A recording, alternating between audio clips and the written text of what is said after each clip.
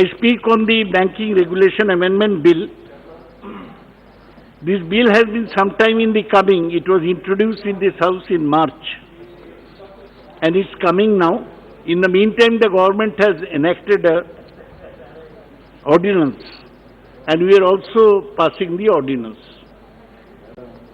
Sir, I support the contention of Mr. Senthil Kumar, where he mentioned the success of the South Indian cooperative banks, and where he said that this bill is an infringement on the state rights, where the register of cooperative banks is already there in the states.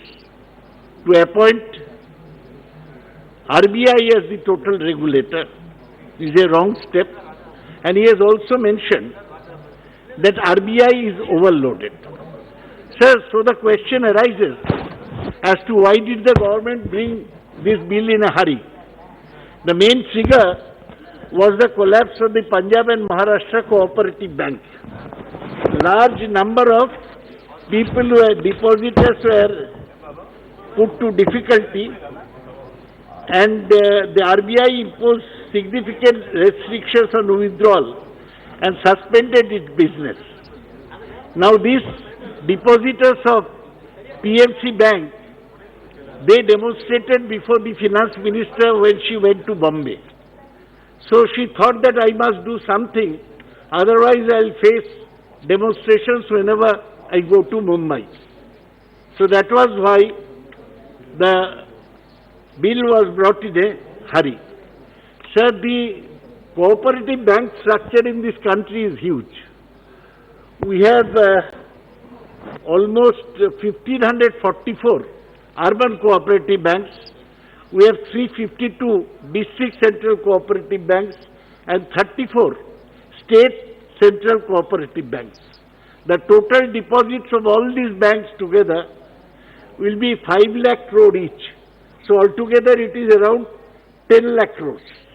Now the government says that the urban ordinance seeks to protect the interest of depositors and strengthen cooperative banks by improving governance and oversight, by extending powers already available with RBI in respect of other banks to cooperative banks as well. It will provide sound banking regulation, ensure professionalism and enable their access to capital.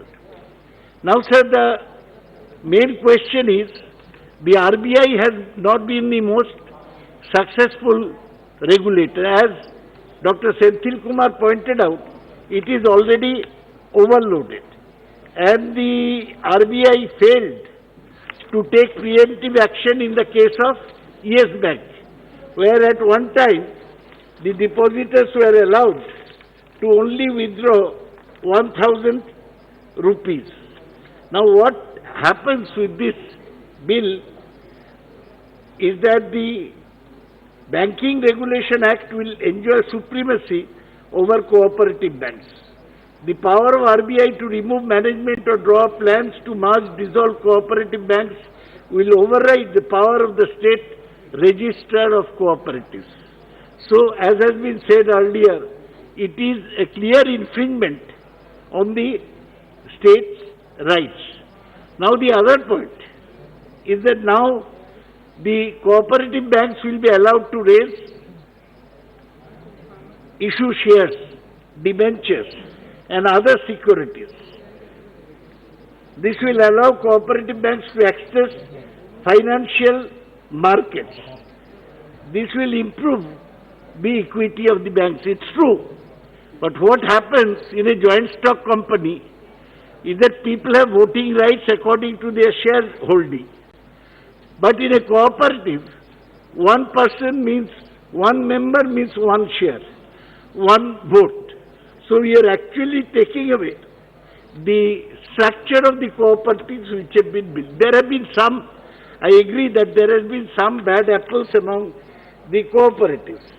And between 2013 and 18, 127 banks had to be shut down by the RBI.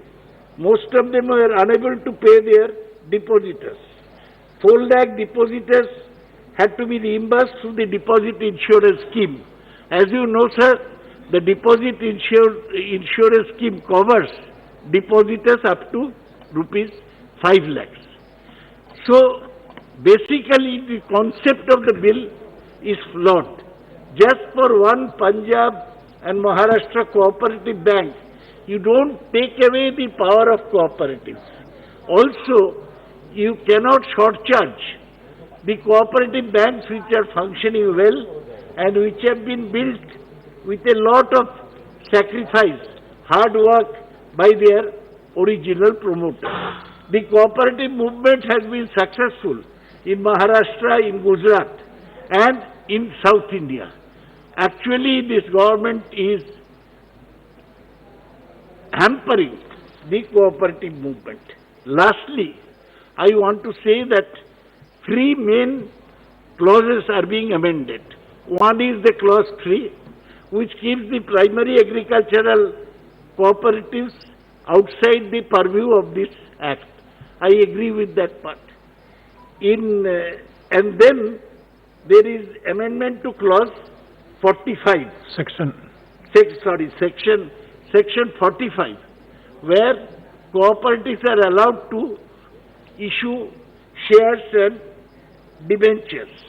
Also, they are amending section 54. So 56, that is part 5 of the bill. I do not think that such a bill was necessary. I do not think that the RBI has proved to be the best regulator in the country. I do not think that the power of the state cooperatives should be taken away.